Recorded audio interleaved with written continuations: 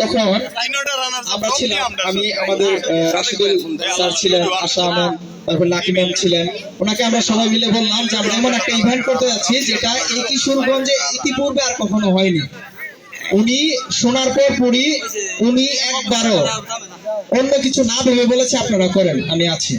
Even উনি chairmanship পাওয়ার পরপরই তার সবচেয়ে বড় একটা চ্যালেঞ্জ ছিল যে স্পোর্টস উইকটা শেষ করা। তারপরে কথা হচ্ছে এই কিশোরগঞ্জ জেলার মধ্যে এখানে আমাদের মেয়েদের ক্রিকেট খেলা ছিল। আমার মনে হয় না কোনো বিশ্ববিদ্যালয় লেভেলে কোনো মেয়েরা আর কোনো প্রতিষ্ঠানে ক্রিকেট খেলেছে। এটাও সম্ভব হয়েছে শুধুমাত্র আমাদের মঞ্জুর ইসলাম স্যার ছিলেন, আমাদের লাকি ম্যাম ছিলেন, ওনাদের সমর্থনের জন্য। সর্বোপরি সমর্থনটা হচ্ছে কাদের? আপনাদের।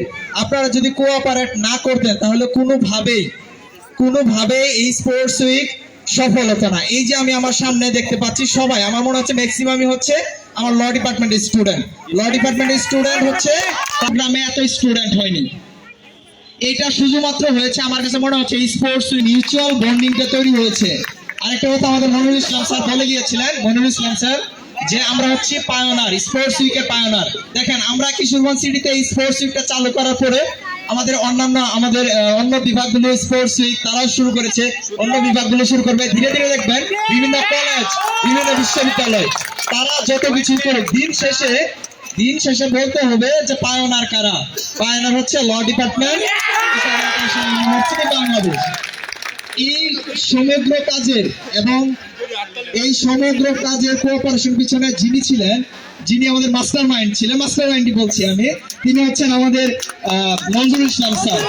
তাই আজকে এই সুন্দর একটা দিনে, যেহেতু আমাদের এই ইভেন্ট, এই কনসেপ্ট, এটা হচ্ছে আমাদের সিগনেটরি ইভেন্ট, এই ইভেন্টটা আমরা আমাদের সকলের প্রিয় মঞ্জুর ইসলাম স্যারকে ডেডিকেট করছি।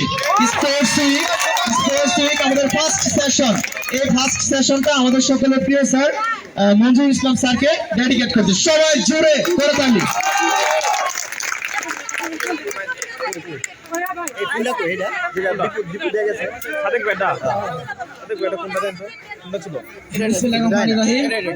আজকে স্পোর্টস উইকের